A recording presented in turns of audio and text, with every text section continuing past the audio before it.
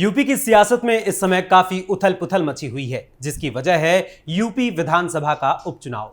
UP विधानसभा की 10 सीटों पर होने वाले उपचुनाव के लिए एक ओर जहां कुछ दिनों पहले समाजवादी पार्टी ने अपने 6 प्रत्याशियों के नामों का ऐलान किया था और बसपा की ओर से भी अपने 5 प्रत्याशियों के नामों का ऐलान किया जा चुका है, वहीं सरकार और संगठन के बीच तालमेल बैठाते हुए सत्तारूढ़ भारतीय जनता पार्टी ने भी 9 सीटों पर अपने प्रत्याशियों के नाम फाइनल कर लिए हैं। हालांकि अभी एनडीए घटक दलों में शामिल निषाद पार्टी की ओर से 2 सीटों की मांग की जा रही है और ऐसे में निषाद पार्टी के मुखिया संजय निषाद को मनाने के लिए बीजेपी के प्रदेश अध्यक्ष भूपेंद्र चौधरी और दोनों उप मुख्यमंत्रियों ब्रजेश पाठक और केशव प्रसाद मौर्य को यह महत्वपूर्ण जिम्मेदारी दी गई है कि वो उन्हें मनाएं, क्योंकि बीजेपी 2024 के लोकसभा चुनाव में उत्तर प्रदेश में हुए अपने खराब प्रदर्शन को सुधारते हुए यूपी विधानसभा के उपचुनाव की सभी सीटों पर पूर्ण कब्जा करने की फिराक में है और इसमें 7 सीटों पर राह आसान है, लेकिन 3 सीटें ऐसी भी हैं जिनको जीतना बीजेपी के लिए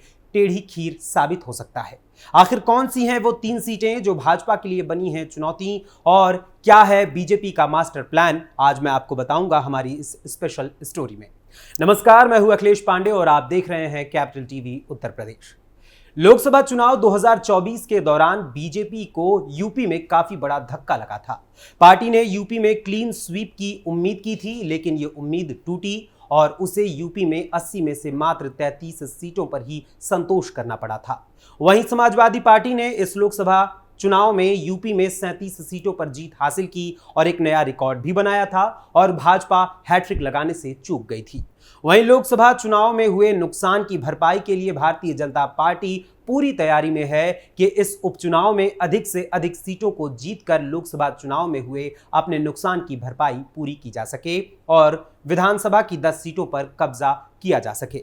इसके लिए रविवार को दिल्ली में भाजपा के राष्ट्रीय अध्यक्ष जेपी नड्डा के आवास पर भाजपा की अहम बैठक हुई और इस बैठक में केंद्रीय गृह मंत्री अमित शाह, सीएम योगी आदित्यनाथ और सूबे के दोनों डिप्टी सीएम ब्रजेश पाठक और केशव प्रसाद मौर्य के साथ साथ भाजपा प्रदेश अध्यक्ष भूपेंद्र चौधरी समेत अन्य वरिष्ठ भाजपा नेता भी मौजूद रहे। इस उपचुनाव में जहां एक ओर भाजपा की सीधी लड़ाई समाजवादी पार्टी से है, तो वहीं भाजपा के लिए प्रत्याशियों को चुनना भी कड़ी चुनौती साबित रहा है, क्योंकि इस उपचुनाव के लिए कई सीटों पर दावेदारी करने वाले नेता भी दिल्ली के चक्कर लगा रहे हैं। इन सीटों में अयोध्या की मिल्कीपुर विधानसभा सीट, अंबेडकर नगर की कटहरी विधानसभा सीट, प्रयागराज की फूलपुर विधानसभा सीट, मैनपुरी की करहल विधानसभा सीट, गाजियाबाद की सदर सीट, मिर्जापुर की मझवा, अलीगढ़ की खैर और कानपुर की सीसामऊ विधानसभा सीट शामिल है।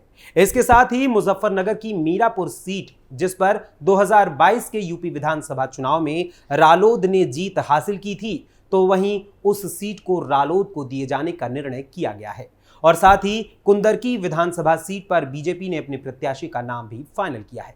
वहीं डॉक्टर संजय निषाद इस समय एनडीए गठबंधन में थोड़ी टेंशन पैदा करने का काम कर रहे हैं, लेकिन सवाल उठता है कि क्या उनके द्वारा बढ़ाई जाने वाली टेंशन का कोई असर उपचुनाव में बीजेपी के ऊपर पड़ेगा।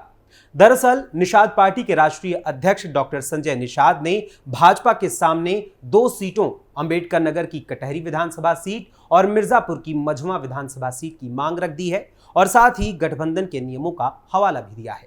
निषाद पार्टी के अध्यक्ष डॉक्टर संजय निषाद का कहना है कि विधानसभा चुनाव में दोनों सीटें गठबंधन में उनकी पार्टी को मिली थीं, लिहाजा गठबंधन धर्म का पालन करते हुए भाजपा को उपचुनाव में भी ये दोनों सीटें निषाद पार्टी को ही देनी चाहिए। लेकिन बीजेपी इन दोनों सीटों पर भी अपने ही प्रत्याशी को उतारने की फिराक में है, उतारना चाहती है, लेकिन बीजेपी निषाद पार्टी को फिलहाल कोई सीट देने की गुंजाइश नहीं रखती है और इसके पीछे की वजह है लोकसभा चुनाव 2024 के परिणाम। दरअसल यूपी में गठबंधन को लेकर भारतीय जनता पार्टी में एक अलग प्रकार का माहौल दिख रहा है। लोकसभा चुनाव 2024 में भारतीय जनता पार्टी ने प्रदेश में गठबंधन के तहत चुनावी मैदान में कदम रखा था। भाजपा ने डॉक्टर संजय निषाद की पार्टी निषाद पार्टी, जयंत चौधरी की राष्ट्रीय लोकदल, अनुप्रिया पटेल की अपना दल एस और ओम प्रकाश राजभर की सुहेल देव भारतीय समाज पार्टी के साथ गठबंधन कर चुनावी मैदान में ताल ठोका था। लेकिन इन तमाम क्षेत्रीय दलों से गठबंधन के बावजूद भी जातीय समीकरणों को साधने में पार्टी को उस स्तर पर कामयाबी नहीं मिली जिसकी उसे उम्मीद थी।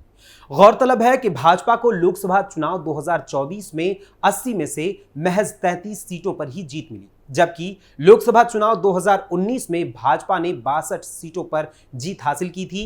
वहीं 2014 के लोकसभा चुनाव में यह संख्या 71 थी।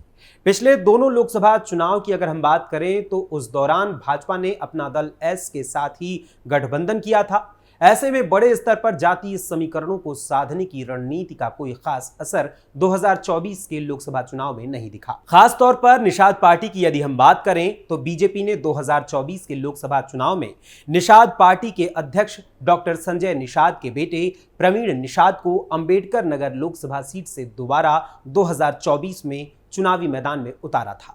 योगी सरकार के मंत्री डॉक्टर संजय निषाद ने क्षेत्र में कैंपेन भी किया था, लेकिन इसके बावजूद भी बेटे को जीत दिला पाने में वो कामयाब नहीं हो पाए। ऐसे में भाजपा उनकी मांगों को लेकर गंभीर होती दिख नहीं रही है, लेकिन फिर भी पार्टी के शीर्ष नेतृत्व ने बीजेपी के प्रदेश अध्यक्ष भूपेंद्र चौधरी और दोनों उप मुख्यमंत्रियों ब्रिजेश पाठक और केशव प्रसाद मौर्य को डॉक्टर संजय निषाद को मनाने की जिम्मेदारी सौंपी है। हालांकि डॉक्टर संजय निषाद 2027 के विधानसभा चुनाव के मद्देनजर इन सीटों की मांग कर रहे हैं ताकि निषाद समाज के वोटर्स के बीच उनकी पकड़ बनी रहे। लेकिन 2024 के परिणाम के अनुसार बीजेपी यहां रिस्क लेना नहीं चाहती है। वहीं अगर हम बात करें समाजवादी पार्टी की तो सपा ने अपने 6 प्रत्याशियों के नाम फाइनल कर दिए हैं और उनकी घोषणा भी कर दी है। कानपुर की सीसामऊ सीट से मुस्लिम वोटर्स की सिंपैथी और उनके वोट हासिल करने के लिए सजा काट रहे पूर्व सपा विधायक इरफान सोलंकी की पत्नी नसीम सोलंकी को सपा ने अपना उम्मीदवार बनाया है। यह सीट भाजपा के लिए चुनौती भी है क्योंकि इस सीट पर मुस्लिम वोटर्स सबसे अधिक संख्या में है। यहां मुस्लिम मतदाताओं की यदि हम बात करें तो उनकी संख्या 1,11,000 है। वहीं ब्राह्मण वोटर्स की संख्या 70,000 है। इसके अलावा दलित वोटर्स यहां 60,000 की संख्या में है। कायस्थ वोटर्स 26,000, सिंधी और पंजाबी वोटर्स 6,000, ठाकुर 6,000 और अन्य पिछड़ा वर्ग के 12,411 मतदाता यहां पर मौजूद हैं। जिन 3 सीटों पर भाजपा को तगड़ी रणनीति की आवश्यकता है उनमें सीसामऊ विधानसभा सीट के अलावा मैनपुरी की करहल विधानसभा सीट भी शामिल है। गौरतलब है कि करहल विधानसभा सीट से सपा ने मुलायम सिंह यादव के बड़े भाई रतन सिंह के पोते तेज प्रताप सिंह यादव को अपना प्रत्याशी बनाया है। ये सीट सपा की पारंपरिक सीट रही है और इसे सपा का गढ़ भी माना जाता रहा है। ऐसे में भाजपा के लिए दूसरी चुनौती है करहल विधानसभा सीट। वहीं तीसरी चुनौतीपूर्ण सीट है मुस्लिम बाहुल्य मुरादाबाद की कुंदर की विधानसभा सीट। दरअसल कुंदर की विधानसभा सीट पर 60% मुस्लिम वोटर्स हैं जो हार जीत तय करते हैं। यहां बीते 2 सितंबर को सीएम योगी आदित्यनाथ ने जनसभा भी की थी, जिसके बाद भाजपा ने यहां पूरी ताकत झोंक दी है। भाजपा प्रदेश अध्यक्ष भूपेंद्र सिंह चौधरी, योगी कैबिनेट में मंत्री प्रतिभा शुक्ला और जसवंत सिंह सैनी, मंत्री जेपीएस राठौर, गुलाबो देवी और महामंत्री अरुण सिंह भी यहां अलग अलग कार्यक्रम कर चुके हैं। इस तीसरी सीट की चुनौती को अपनी रणनीति के तहत जीतने की कोशिश में भाजपा लगी हुई है। ऐसा माना जाता है कि उपचुनाव में सत्ता दल प्रभावी रहता है, लेकिन फिर भी बीजेपी अपनी तैयारी में कोई कोर कसर छोड़ना नहीं चाहती है, इसीलिए सभी सीटों पर ध्यान लगाए हुए है। वहीं बाकी 7 सीटों की यदि हम बात करें तो जातीय समीकरण के आधार पर मिल्कीपुर, कटहरी, फूलपुर, मझवा, मीरापुर, गाजियाबाद और खैर में भाजपा के लिए मुकाबला ज्यादा मुश्किल नहीं है। भाजपा ने 10 में से 9 सीटों पर अपने प्रत्याशियों के नाम का चुनाव तो कर लिया है, लेकिन उनकी आधिकारिक घोषणा उपचुनाव की तारीखों के साथ ही करने का ऐलान करने की बात कही है। वहीं सपा ने अपने 6 प्रत्याशियों के नाम की घोषणा कर दी है, जिनमें कानपुर की सीसामऊ विधानसभा सीट से सजा काट रहे सपा के पूर्व विधायक इरफान सोलंकी की पत्नी नसीम सोलंकी, अयोध्या की मिल्कीपुर विधानसभा सीट से सपा सांसद अवधेश प्रसाद के बेटे अजीत प्रसाद, अंबेडकर नगर की कटहरी विधानसभा सीट से सपा सांसद बने लालजी वर्मा की पत्नी शोभावती वर्मा, करहल से यादव परिवार के ही तेज प्रताप सिंह यादव, मिर्जापुर की मझवा सीट से रमेश बिंद की बेटी डॉक्टर ज्योति बिंद और प्रयागराज की फूलपुर विधानसभा सीट से मुज्तबा सिद्दीकी को चुनावी मैदान में उतारा है। वहीं 2012 से लगातार अपने वोटर्स से हाथ धोती जा रही बसपा ने भी इस बार के उपचुनाव में ताल ठोकी है। वहीं अपने प्रत्याशियों यानी 5 प्रत्याशियों के नाम का ऐलान भी कर दिया है। बसपा ने मीरापुर से शाह नजर, मिल्कीपुर से राम गोपाल, मझमा से दीपू तिवारी, कटहरी से अमित वर्मा और फूलपुर से शिवबरन पासी का नाम फाइनल किया है और उन्हें टिकट दिया है। अब ऐसे में इस बार का उपचुनाव जहां भाजपा के लिए प्रतिष्ठा का सवाल बना हुआ है, तो वहीं सपा के लिए 2027 के विधानसभा चुनाव से पहले का टेस्ट मैच है।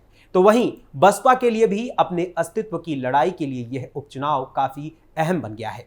लेकिन फिलहाल इस कड़े मुकाबले के बीच कौन मारेगा बाजी और किसका होगा डब्बा गोल, ये तो चुनाव के बाद ही पता चलेगा। वैसे आपको क्या लगता है कि इस बार के उपचुनाव में किसकी जीत होगी और किसकी हार होगी? और डॉक्टर संजय निषाद की मांग को अब भारतीय जनता पार्टी के लिए आप कितना सही और कितना गलत ठहराते हैं, इस बारे में भी अपने कमेंट्स के जरिए हमें जरूर बताइएगा। फिलहाल अभी के लिए बस इतना ही। फिर मुलाकात होगी किसी और विषय, किसी और खबर, किसी और मुद्दे के साथ। तब तक के लिए अनुमति दीजिए। नमस्कार।